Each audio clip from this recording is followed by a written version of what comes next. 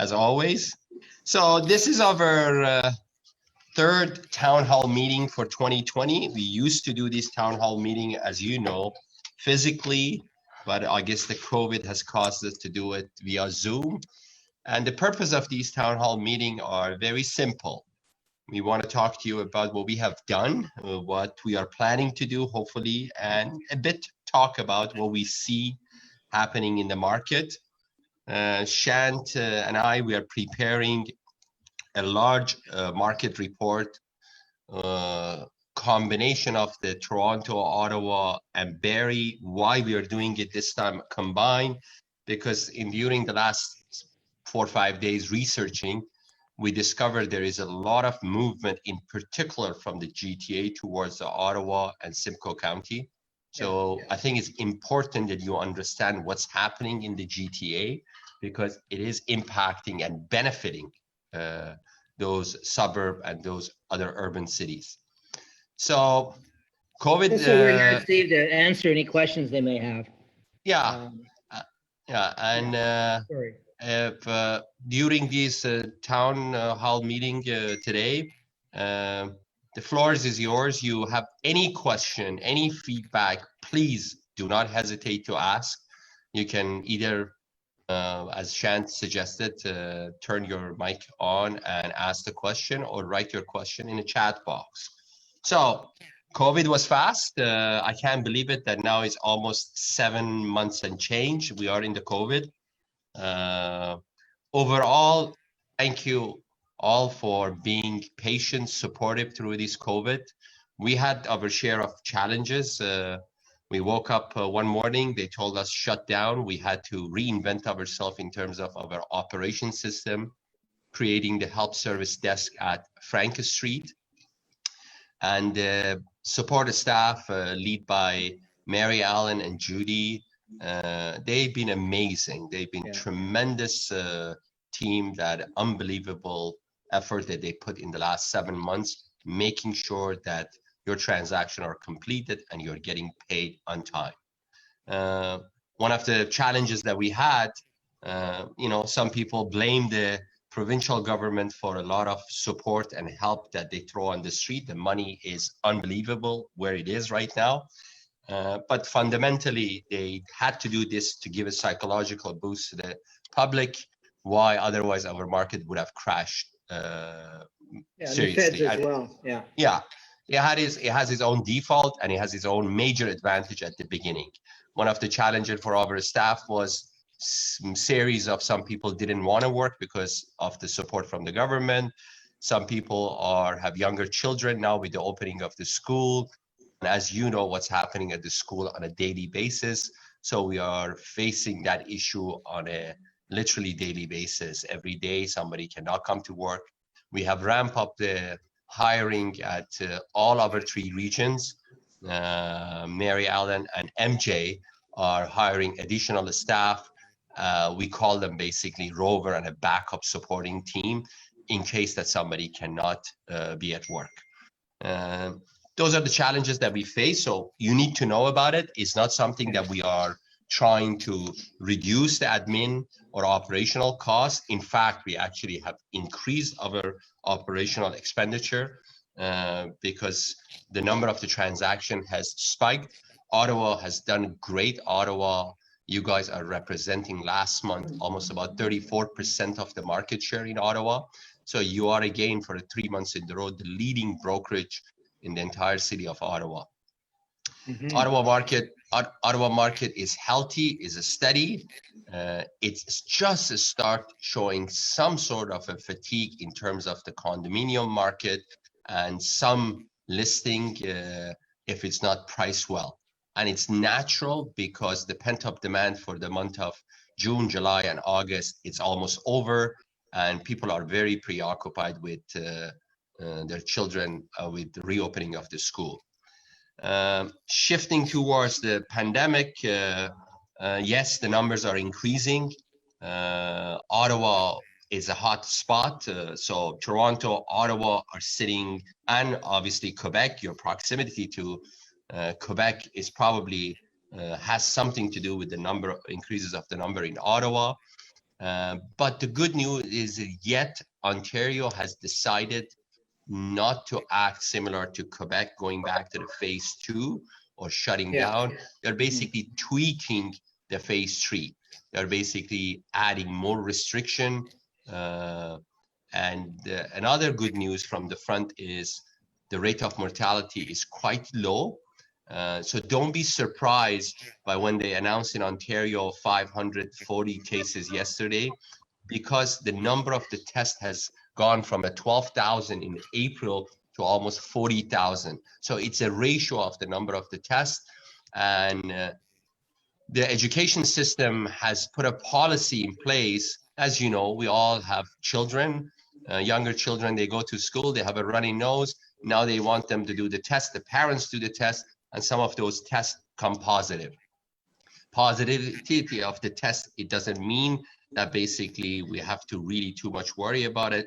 Many people, as you know, they are symptomatic to COVID-19. They have the virus in their body, but their body is building the antibiotic, and there are no side effects. We actually experienced this at Hallmark. For the first 6 months, we hardly had any cases. And then we end up having our first case in Ottawa and 2 other cases in Toronto. We monitor those 3 individuals. They're all healthy, back to work. But it was interesting, during their 14 days quarantine, not even one of them expressed any serious symptom. It was just a very mild flu. And right now in Canada, there are about 14,000 active cases, that 99% of them are mild. And we have about, in Ontario, as of this morning, we have only about 35 people in intensive care. So Ontario is the largest province in Canada with almost 15 million, almost representing 40% of the country. So the cases are manageable. But this doesn't mean that you have to drop your guards. No, continue the way you are doing it. And let's protect not only yourself, your colleague, your family, and the community that we live. We expanded our operational hours as of last Saturday. So Bronson is open till 5. We are looking forward to opening the Bronson even till 7, Monday to Friday, but Bronson also is open on Saturday. And so if in case there is a need for dropping the checks or any other, help desk continue to be there to support you. And the leadership team, Dan, Ansel, Sherry, they've been a vital part of the support in Ottawa. And we continue to basically monitor the situation as it comes. Yeah. We hope that we won't have to go back to the phase 2 or phase 1, but you have to realize that we cannot control the shift in the market or the shift of the pandemic. We can only be a contributor and supporting to avoid going back to the basically phase 2 or phase 3. That's absolutely. For me. Steve, I just want to echo, I mean, great stuff, leadership on that. But one of the things, I think we put something out last week about open houses and things like that. We're always going to take the position of a company actually to protect the community, to protect our agents, to protect our clients. We're going to recommend always to be prudent on what you do with that in mind. So we did put out this thing about open houses last week, about public open houses. We strongly recommend that you don't do them, especially now. And that's actually to protect everybody. So bear with us on that. Do what you can on it. We're not interested in having people gang up on other people that are doing things that are inappropriate. Just let us know on that. But our strong recommendation is that you don't do public open houses. It's too hard to trace. It's too hard to control. I know a lot of you have your source of business that way, you know, that you have to work around it. We have a protocol. If you are insisting on doing what we call private open houses, there's a protocol to do that. But if you want to reach out and talk to us about that, you want to discuss it today, we're happy to do that. We will always do things to protect all of you and all your clients without question. Okay, that's the driving action that we're going to take. So we've seen many of you doing virtual open houses over the last few months, and they're fantastic. I think that you can do a virtual open house in 20 minutes as opposed to doing a real open house for 2 or 3 hours, and you can replay it to your database, Facebook, Instagram, over and over. So there are ways that you can still make sure that your seller is getting the exposure that they need. Another thing that is happening, Barbara Brindle is on this call. So Barbara has done a tremendous job in terms of the creating new training courses and inviting unbelievable speakers on literally weekly basis. We have done close to about 600 training Zoom, guys. It's unheard of. I can probably tell you there is no company in this country in real estate industry that has done that much training. Barbara has a full calendar for October, November, great ideas, some ideas also with accountability and coaching. We are excited about all of them. She will inform you all with the details in coming weeks. Today, Barbara just commented, Bill Meyer, AIM 2.0. We had a first version of the AIM called AIM, well, I guess 1.0. Now it's a 2.0. So, and it's great. Please don't miss those training. I know you guys are busy, but you know, I'm sure you can learn from these coaching and these tools that is presented to you. We are working, John, that I'm not sure if he's in this calls or not. For the last 6 months, another expenditure, another investment that we have done, we are really shifting a lot of our tools towards the technology. We want to make sure that we have a simple platform for you guys that basically you can benefit. We are working with our website provider, and our website provider has come up with a brilliant plan in the last 6 months based on the needs and the feedback that we got from every region. So we're going to present it to you, a very robust website for the agent that does the instant market report, does the instant home evaluation, create the marketing material for your listing automatically with the CRM, with the lead management system built into it.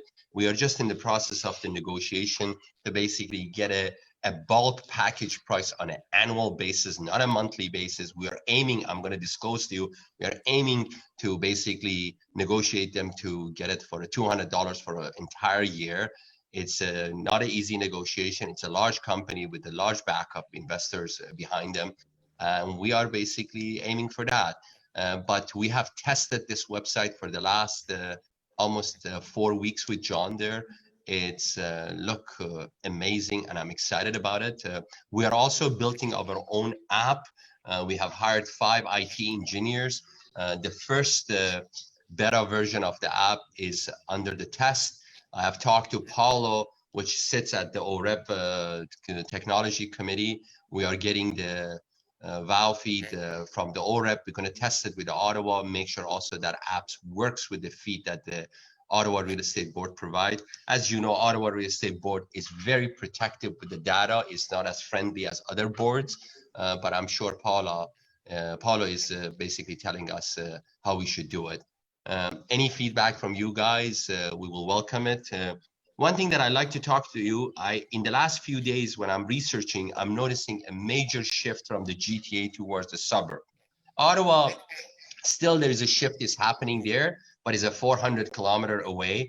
But it's going to happen, and you will probably see more Toronto agent practicing in your area or becoming the member of your board. We don't recommend that. We've always been a company talk about the local expertise and hire the local expert. But it's a shift that's happening in the industry that is not caused by us, is caused by the movement of the affordability. Give you some perspective of the closest suburb into the GTA, Hamilton and Simcoe County last month, they had over 40% of their transaction completed by the GTA agent. So I think it's a great opportunity for Ottawa because of the distance.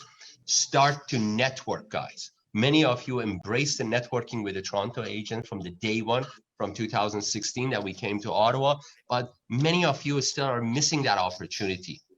You should be on every office meeting of the Toronto region. Yeah. You should be connecting with those Toronto agents because they are sending referral. We don't control the referral. We always had an open door policy. Go to the Facebook networking group and choose the person that you feel is more compatible in terms of the mindset, expectation, everything with you. When we get a call, Deborah, Ken, and me, I get a call, we have choices, but you know what? Sometimes we refer to this or that. But I think you should be there because you're missing the business. I think it's a great opportunity for them. Like Apollo says, there's 118 members of TREB that are members of Ottawa right now. We want you to know that we are, at any time, we'd encourage our realtors from not within a region, even county or whatever they are, not to deal in a market that they're not familiar with. Always refer, always do it. So anybody coming from Toronto, our recommendation, strong recommendation, is not to do business in Ottawa. We will not encourage that. We will, if we have the opportunity, we will speak against it. So, but there's an opportunity for you guys to network more. We encourage you to get onto these Facebook sites, to networking sites, to reach out and be involved in the meetings. It's really important. Come up with the ideas different than everybody else. Maybe a partnership with a Toronto agent, maybe a partnership with the Barrie agent, sharing the expenses of the marketing that you do in Ottawa for a certain target audience. Be different because the opportunity is there. 40% in Hamilton, 40% in Simcoe County. That's a huge number of the transactions. Yeah, it's incredible. Steve, you did something last night, which I want to share with everybody. And we want to make this available for anybody that wants to do this for their client base or for the public. Steve, you want to talk about what you did? So I started about a couple of years ago because I do the market report, and he's actually one of agent from our merchant office asked me if I want to speak about the market in front of the audience of a different group. When it was physically was happening, I did talk for the Sick Children Hospital doctors. I did the talk for pension fund. And then from that segue now to the COVID, and I'm doing it on the Zoom. So last night was interesting. One of our team from our Leslieville office, David and Gloria, they had over 100 foreign investors from Toronto, from Vancouver, from Hong Kong, from China. I had people logged in. We did it 7 p.m. last night, and it was a 7 a.m. Hong Kong and China time. They logged in. We had about 10 or 11 from Hong Kong. It was interesting how Hong Kong people and China is watching our real estate market. And the Ottawa name was talked at least 3-4 times during that conversation. And they were all asking this question: suburb, other urban centers are better to invest than Toronto. So what we are recommending to you, your consumers, your target audience is confused. Shall I buy now? Shall I sell now? Shall I invest? Where should I invest? Why not take advantage of this opportunity of the Zoom and do these seminar and presentation? If you need our help, gladly we'll be there. We do a professional presentation for you. We will be just basically your guest speaker. And we, of course, we endorse you during those presentations. But if you need also a help how to do it, reach out to us. We'll show you how the ad should look like. We give you even the slide presentation, everything. But if you do it through a third party, consumers, that it's not about you, these presentation. It's about providing transparent, true information. It's not talking about always selling the real estate to them. It's simply about educating them about education. And you do a brilliant job of it, really. And there's other things that, we all do different presentations going forward. So start thinking about the collective of reaching your client base and the different interests of people out there. And we can support you on that. We'd be happy to sit down, do a Zoom with them, do a presentation, do the best we can on it. So keep that in mind. We're all available. There's a lot of people in our group that have a lot of expertise that can share with your client base. First-time buyer Ravi Singh also here last night. He was doing the second phase of his first-time buyer presentation. He did last week the first one, and from one presentation of last week, they picked 3 new buyers. So they do this on a monthly basis. It's called first-time buyer seminars, and you can reach out to Ravi. Many of you are friends with Ravi. He's always willing to share. Paulo just commented, highest number of the board member in Ottawa, almost 3,300, 3,260. and Collier International, which is a very reputable commercial services, has joined the board. So when Collier joined Ottawa board, Collier doesn't make a move to Ottawa if they don't see a potential for their investor clientele. Collier is a global company and they have representation pretty much everywhere that you can imagine. So look at what's happening to your city. Yeah, start thinking outside the box a lot. We're going to encourage you on that, but we're here to help you going forward with it. I guess the floor is yours. Question. Yeah. Okay, so we have so far 2 questions. One's off Facebook and one's off Zoom here. So first question is going to go to Sean Tassay. Sean, if you could please unmute yourself and turn on your video, go ahead and ask your question, please. All right. Oh, I can't turn off my video or on my video because the host has stopped my video turning on. That's okay. You don't need to see my face. We see your face there, Sean. There you go. That's all right. You look There you cool go. in that picture. There it is. We're just getting out of the woods here. So my question is, everything that we're seeing and hearing with regards to COVID moving forward looks like it's going to be probably another year or so of the life that we've been living. What plans does the brokerage have in place moving forward over the course of the next year to support? I mean, first of all, there's likely going to be some mental health issues with a lot of the agents. I think there's going to be a lot of mental health issues with a lot of people. And so not just the mental health thing, but also everything else, like in terms of our businesses, what are we going to do? Are there any certain rollouts? I know you were talking about like an app or stuff like that. What are we going to do differently to differentiate ourselves as a brokerage from just being like, okay, well, we're doing this little minor shift into online versus in person, but what's the, like, we're part of like the biggest Remax brokers in the world. So what are we going to do that's different, that takes advantage of the fact that we've got this network? That's my question. Great question. Thanks. Different than we've already done. I mean, you know, to start with, there's no other company that jumped onto Zoom training as quickly as we did. You know, Steve alluded to 600 different training classes. I mean, that alone differentiates our brokerage from any other brokerage. But moving forward, we're open to suggestions. The purpose of this question was not to take away from what we've done. No, Sean, let me, you know what? The truth is that this pandemic is new. This situation is new to a lot of us. Okay. All of us. Yeah, I know, all of us. I know, that's what I'm saying, all of us here. And we're very much engaged in it and adjusting as we go. Okay, we're trying to stay ahead of the curve by offering different things, by being aware. The good news about this is that all of us are realtors. We started as realtors. We understand what it's like out there. We hope to understand the problems that we're all facing. And yes, the mental health problems. And we have support that we do that's confidential, that we've helped people in